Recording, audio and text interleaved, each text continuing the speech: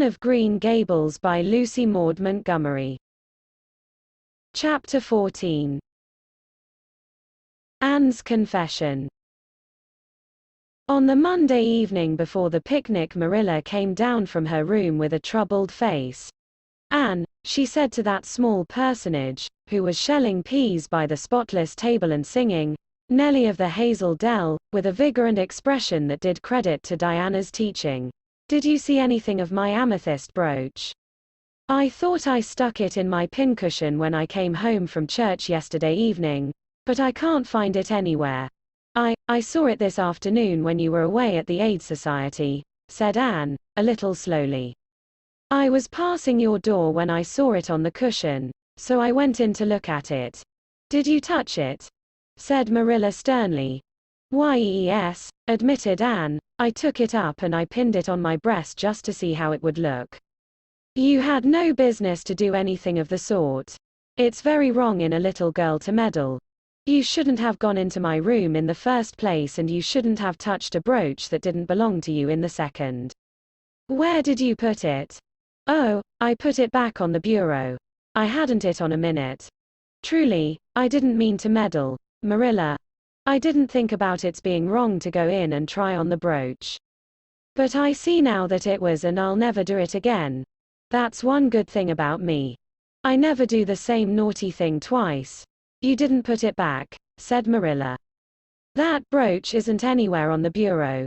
You've taken it out or something, Anne." "I did put it back," said Anne quickly, pertly, Marilla thought.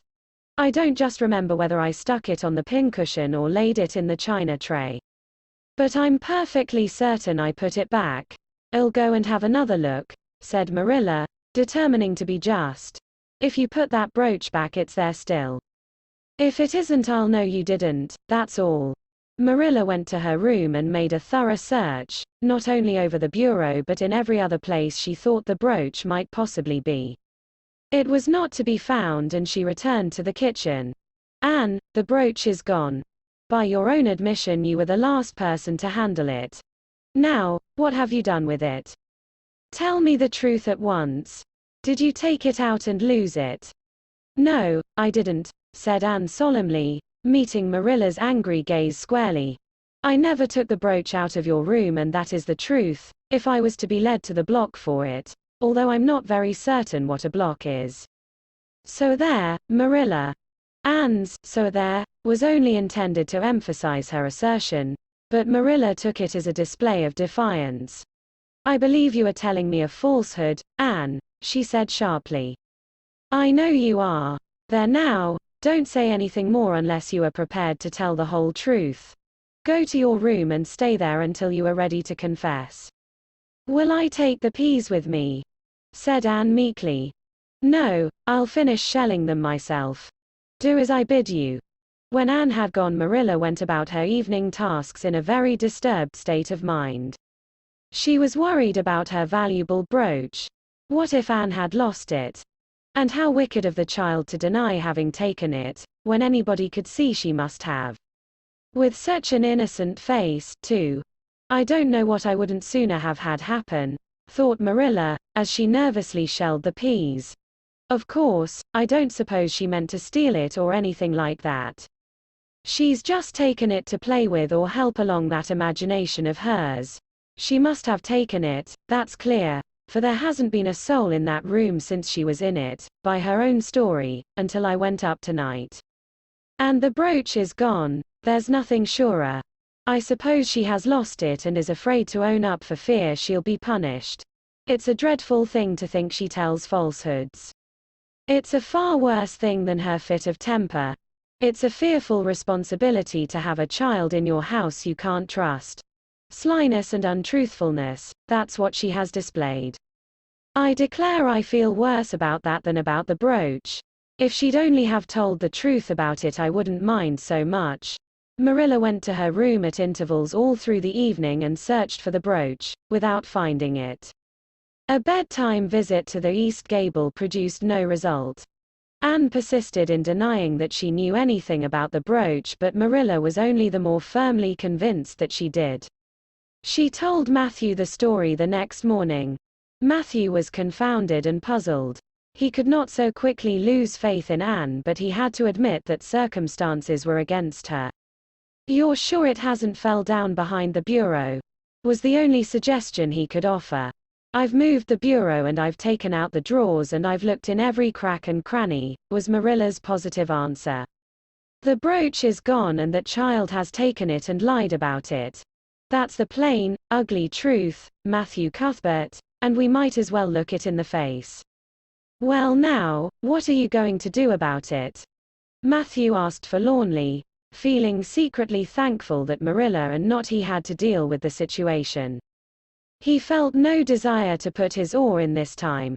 "She'll stay in her room until she confesses," said Marilla grimly, remembering the success of this method in the former case. "Then we'll see. Perhaps we'll be able to find the brooch if she'll only tell where she took it. But in any case she'll have to be severely punished, Matthew." "Well now, you'll have to punish her," said Matthew, reaching for his hat. "I've nothing to do with it. Remember. You warned me off yourself." Marilla felt deserted by everyone. She could not even go to Mrs. Lynde for advice. She went up to the east gable with a very serious face and left it with a face more serious still.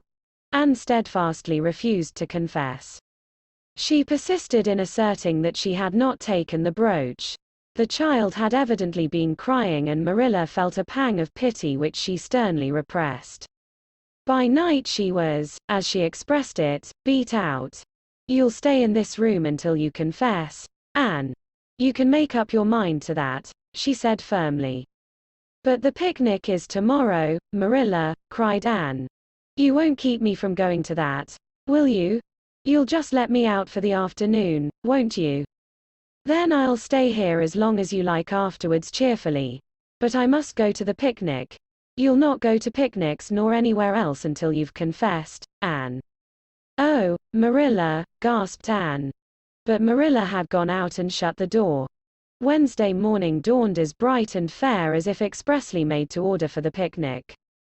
Birds sang around Green Gables. The Madonna lilies in the garden sent out whiffs of perfume that entered in on viewless winds at every door and window, and wandered through halls and rooms like spirits of benediction. The birches in the hollow waved joyful hands as if watching for Anne's usual morning greeting from the east gable. But Anne was not at her window. When Marilla took her breakfast up to her, she found the child sitting primly on her bed, pale and resolute, with tight shut lips and gleaming eyes. "Marilla, I'm ready to confess." "Ah." Marilla laid down her tray. Once again her method had succeeded. But her success was very bitter to her. "Let me hear what you have to say then, Anne." "I took the amethyst brooch," said Anne, as if repeating a lesson she had learned. "I took it just as you said. I didn't mean to take it when I went in. But it did look so beautiful, Marilla, when I pinned it on my breast that I was overcome by an irresistible temptation. I imagined how perfectly thrilling it would be to take it to Idlewild and play I was the Lady Cordelia Fitzgerald. It would be so much easier to imagine I was the Lady Cordelia if I had a real amethyst brooch on. Diana and I make necklaces of roseberries, but what are roseberries compared to amethysts? So I took the brooch. I thought I could put it back before you came home. I went all the way around by the road to lengthen out the time. When I was going over the bridge across the Lake of Shining Waters, I took the brooch off to have another look at it. Oh, how it did shine in the sunlight. And then, when I was leaning over the bridge, it just slipped through my fingers, so, and went down, down, down, all purpley sparkling, and sank forevermore beneath the Lake of Shining Waters. And that's the best I can do at confessing, Marilla." Marilla felt hot anger surge up into her heart again. This child had taken and lost her treasured amethyst brooch and now sat there calmly reciting the details thereof without the least apparent compunction or repentance. "Anne, this is terrible," she said, trying to speak calmly. "You are the very wickedest girl I ever heard of." "Yes, I suppose I am," agreed Anne tranquilly. "And I know I'll have to be punished. It'll be your duty to punish me, Marilla." Won't you please get it over right off, because I'd like to go to the picnic with nothing on my mind. Picnic, indeed. You'll go to no picnic today, Anne Shirley. That shall be your punishment. And it isn't half severe enough either for what you've done. Not go to the picnic. Anne sprang to her feet and clutched Marilla's hand. But you promised me I might. Oh, Marilla, I must go to the picnic. That was why I confessed. Punish me any way you like but that. Oh, Marilla, please, please, let me go to the picnic. Think of the ice cream. For anything you know, I may never have a chance to taste ice cream again. Marilla disengaged Anne's clinging hands stonily. You needn't plead, Anne. You are not going to the picnic, and that's final. No, not a word. Anne realized that Marilla was not to be moved. She clasped her hands together, gave a piercing shriek, and then flung herself face downward on the bed, crying and writhing in an utter abandonment of disappointment and despair. For the land's sake, gasped Marilla, hastening from the room. I believe the child is crazy. No child in her senses would behave as she does. If she isn't, she's utterly bad. Oh dear, I'm afraid Rachel was right from the first. But I've put my hand to the plow and I won't look back. That was a dismal morning. Marilla worked fiercely and scrubbed the porch floor and the dairy shelves when she could find nothing else to do. Neither the shelves nor the porch needed it, but Marilla did. Then she went out and raked the yard. When dinner was ready, she went to the stairs and called Anne. A tear-stained face appeared, looking tragically over the banisters. Come down to your dinner, Anne. I don't want any dinner, Marilla, said Anne, sobbingly. I couldn't eat anything. My heart is broken. You'll feel remorse of conscience someday, I expect, for breaking it, Marilla, but I forgive you. Remember when the time comes that I forgive you. But please don't ask me to eat anything, especially boiled pork and greens.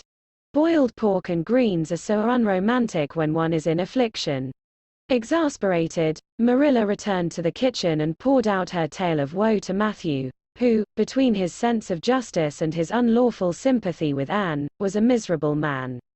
Well now, she shouldn't have taken the brooch, Marilla, or told stories about it, he admitted, mournfully surveying his plateful of unromantic pork and greens as if he, like Anne, thought it a food unsuited to crises of feeling. But she's such a little thing. Such an interesting little thing. Don't you think it's pretty rough not to let her go to the picnic when she's so set on it? Matthew Cuthbert, I'm amazed at you. I think I've let her off entirely too easy. And she doesn't appear to realize how wicked she's been at all. That's what worries me most. If she'd really felt sorry, it wouldn't be so bad. And you don't seem to realize it, neither. You're making excuses for her all the time to yourself. I can see that. Well now, she's such a little thing, feebly reiterated Matthew. And there should be allowances made, Marilla. You know she's never had any bringing up. Well, she's having it now, retorted Marilla. The retort silenced Matthew if it did not convince him. That dinner was a very dismal meal. The only cheerful thing about it was Jerry Buote, the hired boy, and Marilla resented his cheerfulness as a personal insult. When her dishes were washed and her bread sponge set and her hens fed, Marilla remembered that she had noticed a small rent in her best black lace shawl when she had taken it off on Monday afternoon on returning from the Ladies' Aid. She would go and mend it. The shawl was in a box in her trunk. As Marilla lifted it out, the sunlight, falling through the vines that clustered thickly about the window, struck upon something caught in the shawl. Something that glittered and sparkled in facets of violet light. Marilla snatched at it with a gasp. It was the amethyst brooch, hanging to a thread of the lace by its catch. Dear life and heart, said Marilla blankly, what does this mean? Here's my brooch safe and sound that I thought was at the bottom of Barry's pond. Whatever did that girl mean by saying she took it and lost it? I declare I believe Green Gables is bewitched. I remember now that when I took off my shawl Monday afternoon, I laid it on the bureau for a minute. I suppose the brooch got caught in it somehow. Well, Marilla betook herself to the east gable, brooch in hand. Anne had cried herself out and was sitting dejectedly by the window. "Anne Shirley," said Marilla solemnly, "I've just found my brooch hanging to my black lace shawl. Now I want to know what that rigmarole you told me this morning meant." "Why, you said you'd keep me here until I confessed," returned Anne wearily, "and so I decided to confess because I was bound to get to the picnic. I thought out a confession last night after I went to bed and made it as interesting as I could. And I said it over and over so that I wouldn't forget it. But you wouldn't let me go to the picnic after all, so all my trouble was wasted." Marilla had to laugh in spite of herself. But her conscience pricked her. "Anne, you do beat all. But I was wrong. I see that now. I shouldn't have doubted your word when I'd never known you to tell a story. Of course, it wasn't right for you to confess to a thing you hadn't done. It was very wrong to do so. But I drove you to it. So if you'll forgive me, Anne, I'll forgive you and we'll start square again. And now get yourself ready for the picnic." Anne flew up like a rocket. "Oh, Marilla, isn't it too late?" "No, it's only 2 o'clock. They won't be more than well gathered yet and it'll be an hour before they have tea. Wash your face and comb your hair and put on your gingham. I'll fill a basket for you. There's plenty of stuff baked in the house. And I'll get Jerry to hitch up the sorrel and drive you down to the picnic ground." "Oh, Marilla," exclaimed Anne, flying to the washstand. "5 minutes ago I was so miserable I was wishing I'd never been born, and now I wouldn't change places with an angel." That night a thoroughly happy, completely tired out Anne returned to Green Gables in a state of beatification impossible to describe. "Oh, Marilla, I've had a perfectly scrumptious time." Scrumptious is a new word I learned today. I heard Mary Alice Bell use it. Isn't it very expressive? Everything was lovely.